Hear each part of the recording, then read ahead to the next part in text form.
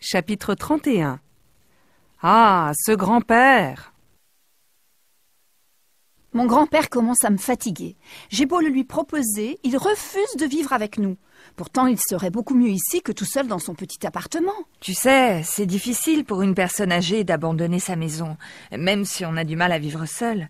Oui, précisément, je suis inquiète de le laisser seul. Heureusement, il a quand même accepté qu'une femme de ménage vienne 2 fois par semaine.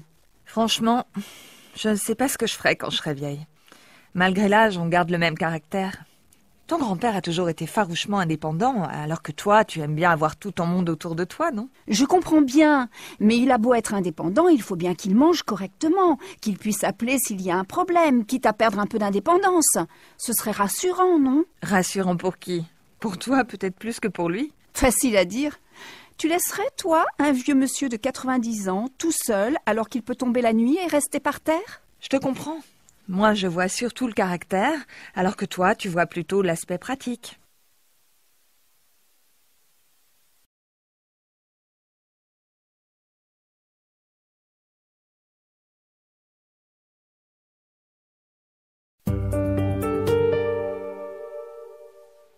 Mes enfants sont bien différents.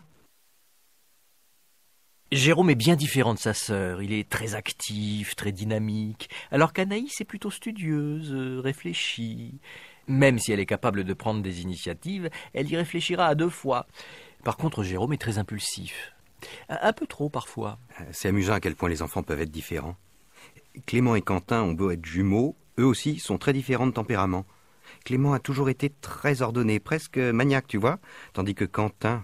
Oh, si tu voyais sa chambre! Et pourtant, ni sa mère ni moi ne sommes désordonnés. Je ne sais pas de qui tient ça. De ta belle-mère? Non, je plaisante. Oui, et en plus, elle a beau être ma belle-mère, je l'adore, elle est très sympa.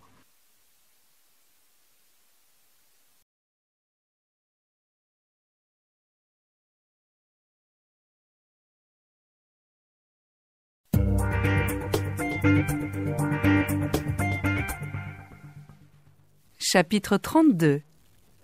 En admettant que Louise...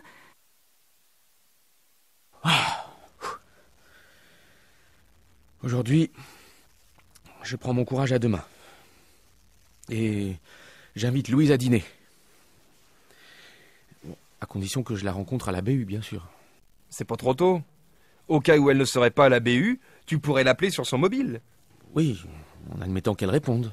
Mon cher Benoît, il existe quelque chose qu'on appelle une messagerie, sur laquelle on peut laisser un message en cas d'absence. Tu crois qu'elle me rappellerait si je laissais un message? Tu vois, Benoît, sans ta timidité maladive, tu serais un type super. Mais en réagissant comme ça, tu deviens franchement exaspérant.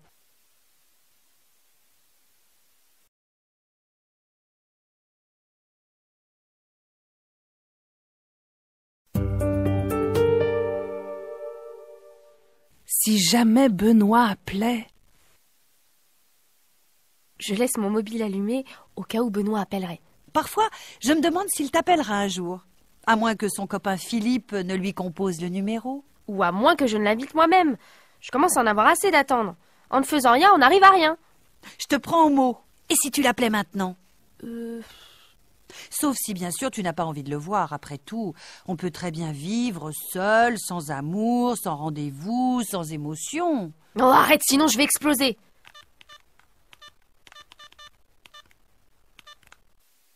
Allô, Benoît? C'est Louise.